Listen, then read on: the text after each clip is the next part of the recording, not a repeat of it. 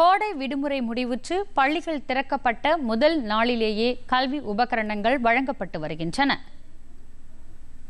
திருவள்ளூர் மாவட்டம் ஆவடியை அடுத்து திருமுல்லைவாயல் சத்தியமூர்த்தி நகர் பகுதியில் அமைந்துள்ள அரசு மேல்நிலைப் பள்ளியில் சிறுபான்மையினர் நலன் மற்றும் வெளிநாடு வாழ் தமிழர்கள் நலத்துறை அமைச்சர் நாசர் மாணவர்களுக்கு விலையில்லா பாட புத்தகங்கள், சீருடைகள் உள்ளிட்ட கல்வி உபகரணங்களை வழங்கினார்.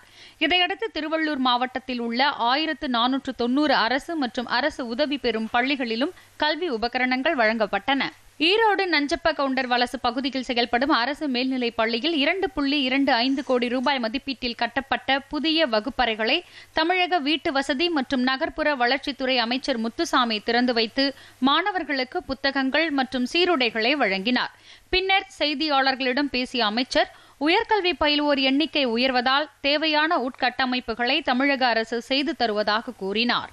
சேலம் மாவட்டத்தில் இயங்கி வரும் அரசு மற்றும் அரசு உதவி பெறும் பள்ளிகளில் மாணவ மாணவியருக்கு சீருடைகள், புத்தகங்கள் உள்ளிட்ட கற்றல் உபகரணங்களை அமைச்சர் ராஜேந்திரன் வழங்கினார். சேலம் கோட்டை மாநகராட்சி ஆண்கள் மேல்நிலைப் பள்ளியில் நடைபெற்ற இந்த விழாவில் மாவட்ட ஆட்சியர் பிருந்தாதேவி, மாநகராட்சி மேயர் ராமச்சந்திரன் உள்ளிட்டோர் பங்கேற்றனர். திருவண்ணாமலை நகராட்சி பெண்கள் மேல்நிலைப் பள்ளியில் சட்டப்பேரவை துணைத் தலைவர் கு. பிச்சாண்டி மாணவர்களுக்கு பாடப்புத்தகம், நோட்டுகள் மற்றும் சீருடைகளை வழங்கினார். மேலும் அங்கன்வாடி மைய குழந்தைகளுக்கும் சீருடை, புத்தகம் ஆகியவற்றை வழங்கினார். நாமக்கல் மாவட்டம் ராசிபுரம் அண்ணா சாலை அரசு மேல்நிலைப் பள்ளியில் அமைச்சர் மதிவேந்தன் மாணவ மாணவிகளுக்கு புத்தகங்கள், சீருடைகளை வழங்கினார். நாமக்கல் அரசு மகளிர் மேல்நிலைப் பள்ளியில் நாடாளுமன்ற உறுப்பினர் KRN ராஜேஷ்குமார், மாநகராட்சி மேயர் கலாநிதி ஆகியோர் கல்வி உபகரணங்களை வழங்கினர்.